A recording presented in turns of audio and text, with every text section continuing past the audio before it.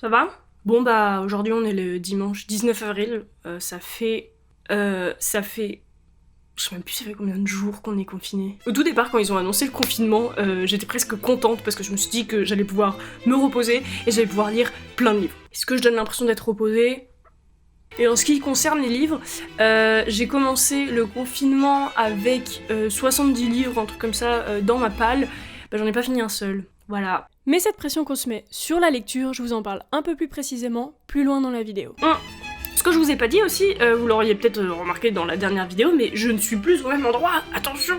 J'ai déménagé, je vivais chez mes parents, et plus maintenant, ça y est, je vis dans mon chez-moi. Si vous suivez la chaîne depuis quelques temps, vous connaissez peut-être Chaussette, c'était un des 2 chats que j'avais chez mes parents. Elle me manque beaucoup, ma petite Chaussette, mais j'ai quelqu'un à vous présenter dans cet appartement-ci. Il s'agit de Grizzly, c'est un chat que j'ai recueilli, donc je suis sa famille d'accueil, ça veut dire qu'il est pas à moi, il appartient à une association, l'association Shana, et juste moi je m'en occupe, je le recueille, ça permet de vider un peu les refuges. Et en fait, Grizzly, on pense qu'il a été d'abord maltraité puis abandonné. Il est arrivé chez moi, il était tout maigre, des croûtes partout, des endroits où il manquait des poils et tout. Et là, il reprend petit à petit du poil de la bête, littéralement. Au tout départ, quand il est arrivé, il est resté pendant au moins 2 semaines ultra crispé. Le pauvre, il voulait pas du tout que je l'approche, il était vraiment pas bien, et là depuis quelques temps il s'est complètement ouvert, il me fait des câlins tout le temps, il est trop mignon, donc ça fait vraiment plaisir à voir. Et là il a de la chance, on est entre 10h30 et 11h30, c'est l'heure à laquelle j'ai le droit à un petit rayon de soleil qui vient sur mon lit.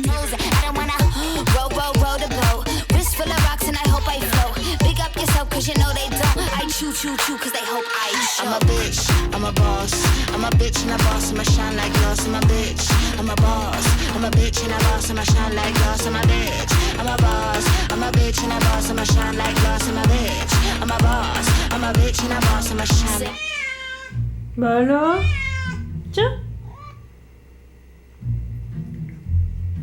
Non mais c'est ma main que t'es en train de manger, la grosse patate.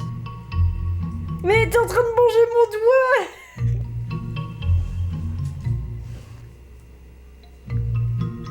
Aïe, mais tu m'as mordu le doigt, grosse patate! Si jamais vous aussi vous craquez pour Grizzly, n'hésitez pas à venir voir mon Instagram où je le montre un peu plus parce que je suis vraiment au crack total devant ce petit chat tout mignon.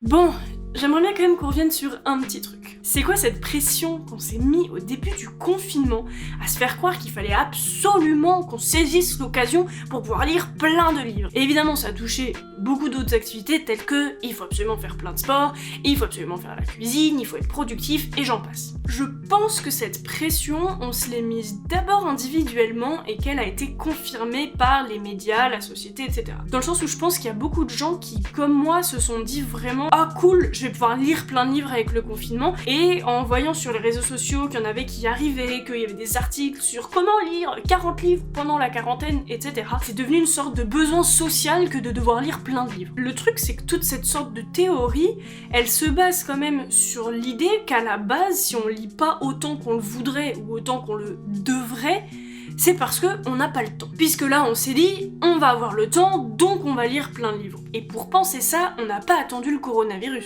Mais cette idée que l'envie de lire, elle vient du temps qu'on a pour lire, je pense qu'elle est complètement biaisée. Je pense sincèrement que, à part quelques exceptions, évidemment, si on voulait vraiment lire plus, on prendrait tout à fait le temps de le faire. Regardez que par exemple, ça vous est sûrement déjà arrivé, en tout cas je vous l'espère, d'un jour tomber sur un livre qui d'un seul coup vous passionne tellement. Ce moment, vous allez totalement changer votre propre emploi du temps et vous enfermer 1 jour, 2 jours, plus que ça peut-être, dans votre chambre, dans votre lit, pour absolument dévorer ce livre. Et c'est bien la preuve que le temps qu'on a pris à lire, il découlait de notre envie. On n'a pas eu plus envie parce qu'on a eu le temps. Alors bien évidemment, ça veut pas dire qu'on serait capable de faire ça tout le temps. On a évidemment mis des choses de côté dans notre emploi du temps pour pouvoir lire. Mais ça montre quand même que c'est quand on a envie de lire qu'on prend le temps de lire. Et qu'au contraire, c'est pas parce qu'on a le temps de lire qu'on a d'un seul coup envie de lire. Donc, selon moi, ce n'est pas l'envie qui est proportionnelle au temps qu'on a,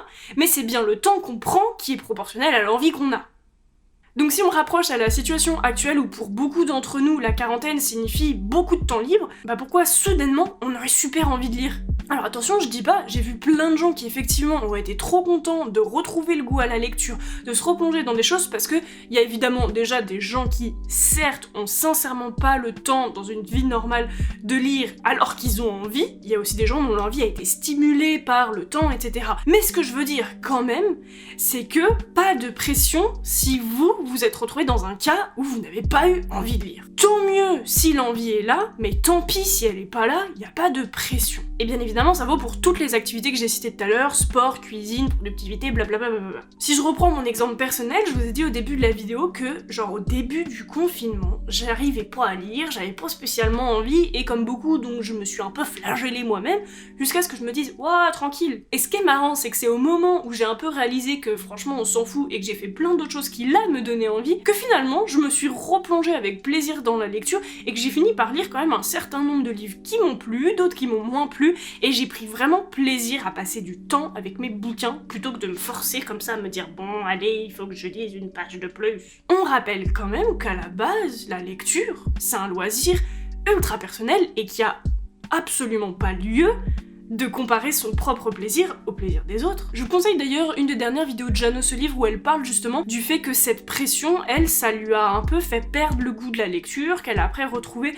Allez voir cette vidéo, elle s'est bien posée pour expliquer la situation et il y a plein de gens qui se sont reconnus dans ce qu'elle a dit, donc ça me semble important d'aller voir ça pour un peu relax. Comparer son envie à celle des autres, c'est déjà pas très utile, mais en plus de ça, c'est quand même source d'ondes négatives et autre chose d'assez déplaisante. Évidemment, c'est pas évident avec aujourd'hui les réseaux sociaux, avec les vidéos YouTube qui parlent de livres, avec Instagram qui parle de livres, parce que ça donne vite l'illusion que tout le monde, à part soi-même, lit beaucoup. Alors qu'en fait, c'est évident que quand on poste une vidéo, quand on poste un post Instagram, des choses comme ça, bah, on le poste quand on a lu et on va rien poster quand on n'a pas lu, donc l'illusion, elle est vite faite.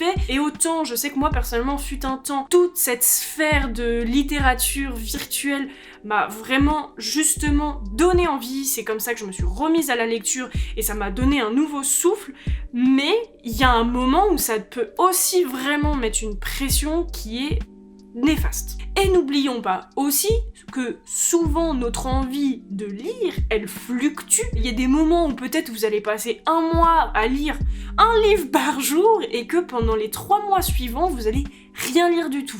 Ça ne vous regarde que vous et vous faites bien comme vous voulez. Maintenant, pour toute frustration, on est bien content d'avoir une communauté de lecteurs disponible sur les réseaux sociaux pour en discuter, mais bien évidemment dans le respect, la bienveillance et j'irai même jusqu'à la gentillesse. Ceci est une demande plus qu'un état des lieux. J'espère que cette vidéo vous aura plu, le but c'était vraiment de dire « Oh là, regardez, si jamais vous vous mettiez la pression que vous avez rien fait, moi j'ai franchement rien foutu non plus ».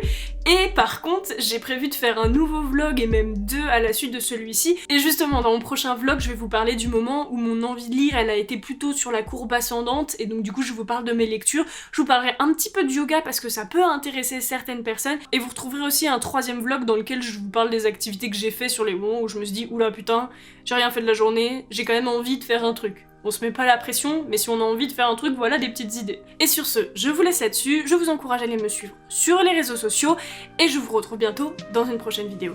Bye!